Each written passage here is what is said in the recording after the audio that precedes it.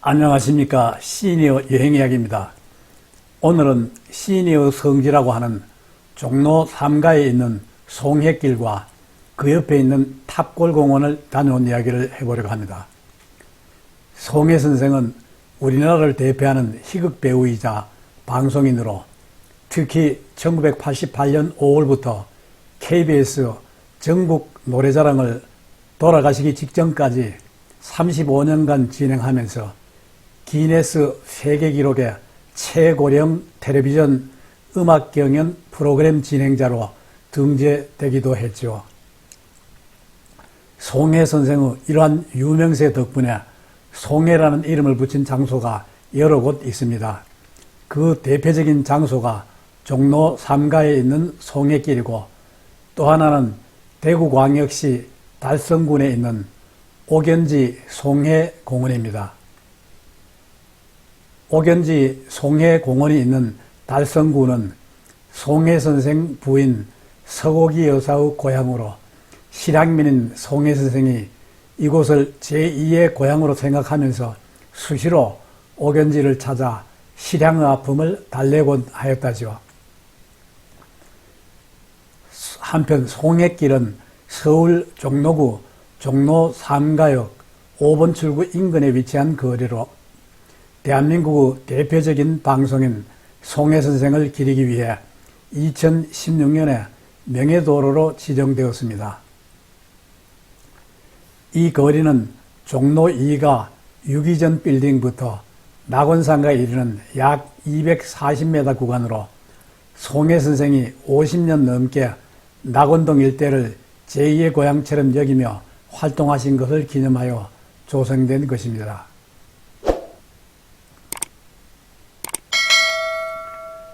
저는 송해길을 둘러보기 위해 일요일 오전 지하철 5호선을 타고 종로 3가역으로 갔습니다. 종로 3가역 5번 출구로 나가 좌측으로 돌아보니 송해 선생의 동상이 반갑게 맞이해주고 있네요. 그리고 그 옆에는 송해길을 설명하는 입간판을 세워두고 있는데, 송해길의 정식 도로명은 수표로이죠.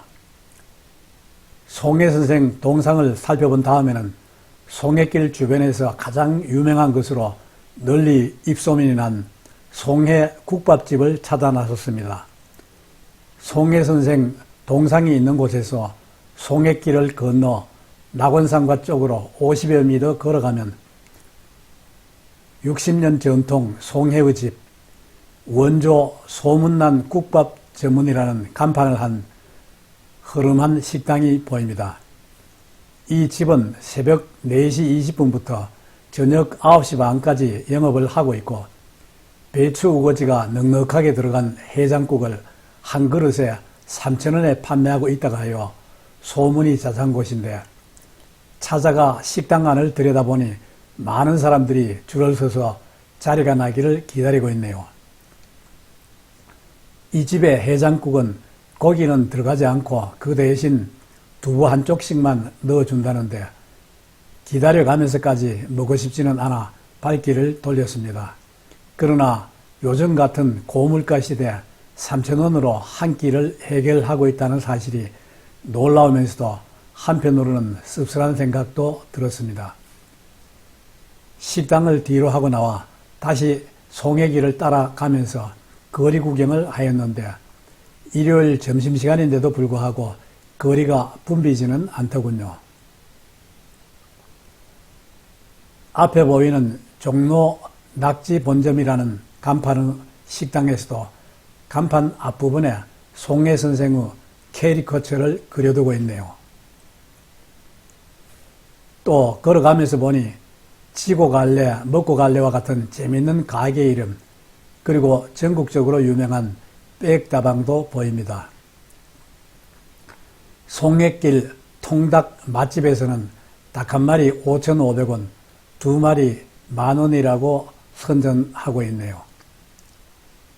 점심시간이 다가와 우리는 일단 식당들이 많이 있어 보이는 통닭집 옆 골목으로 들어가 적당한 식당을 찾았습니다. 그런데 특별히 눈에 띄는 식당은 없네요.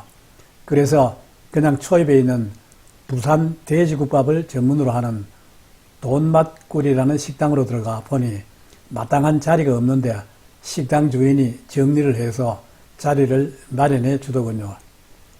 자리를 잡고 앉아 부산의 명물로 알려진 한 그릇에 8,000원 하는 돼지국밥을 시켰습니다.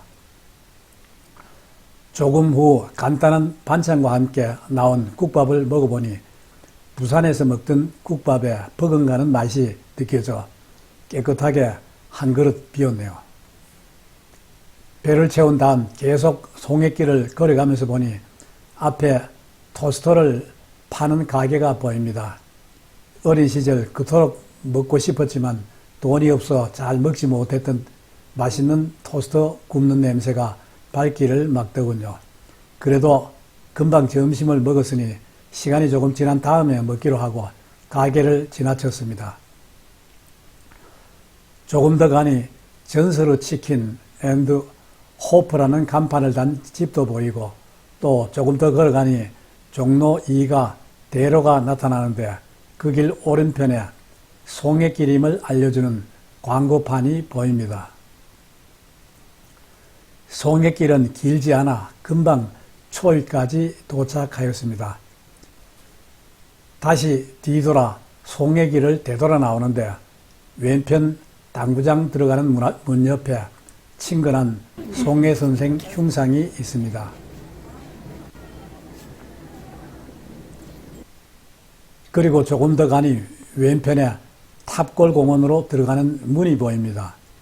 기왕 온 김에 탑골공원도 둘러볼 요량으로 방향을 트니 오른쪽에 이벌소가 보이는데 이발과 염색이 각각 7,000원씩 하더군요. 탑골공원으로 들어서니 먼저 저 앞에 팔각정이 보이고 그 오른편에 세조가 세운 원각사 터에 남아있는 높이 12m의 10층 석탑이 유리로 덮여있네요. 서울 최초의 근대공원으로 사적 제354호로 지정된 탑골공원에 있는 팔각정은 1902년에 만들어졌으며 1919년 3월 1일 탑골공원에서 시작된 3.1운동 당시 독립선언서를 낭독한 곳이라고 하죠. 팔각정에서 정문 쪽으로 나오면서 보면 왼편에 서울 원각사지 대원각사비가 있습니다. 이 비는 1465년에 건립된 원각사와 1467년에 세운 원각사 탑을 기념하여 성종 2년에 세운 비석이라고 합니다. 다시 방향을 틀어 정문 쪽으로 걸어가면 왼편에 의암 손병희 선생 동상이 있습니다. 손병희 선생은 동학, 천도교 지도자이자 교육가, 독립운동가이기도 하죠.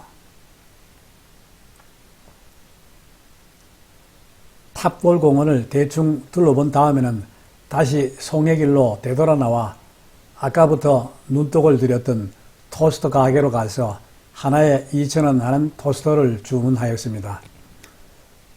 토스터 굽는 것을 구경하면서 어릴 적 그렇게 먹고 싶던 토스터 가게를 상상해 보았습니다. 토스터 맛을 보니 맛이 예전보다는 못한 것 같지만 그래도 여전히 맛은 있더군요. 토스터를 먹고 난 다음 집으로 돌아오기 위해 지하철을 타러 가면서 보니 사주 타로를 보는 집도 있네요. 종로 3가는 한국 전통 문화와 현대적 도시 생활이 어우러지는 곳으로 특히 낙원동 주변은 서민적인 정서와 다양한 사람들의 이야기거리가 있는 곳이라는 생각이 들었습니다. 그리고 송해길은 송해 선생이 자주 찾았던 음식점과 라이브 카페 등이 있어 그의 발자취를 느낄 수 있지요. 또 시내 중심부에 있으면서도 비교적 물가가 싸 경제적인 여유가 없는 시니어들이 찾아가기 좋은 곳이고 또 시니어들끼리 만나 세상 사는 이야기를 나누는 것도 나쁘지 않을 것 같았습니다. 지금까지 시니어들의 성지라고 하는 종로 3가에 있는 송해길과 탑골공원을 다녀온 이야기였습니다. 끝까지 시청해 주셔서 감사합니다.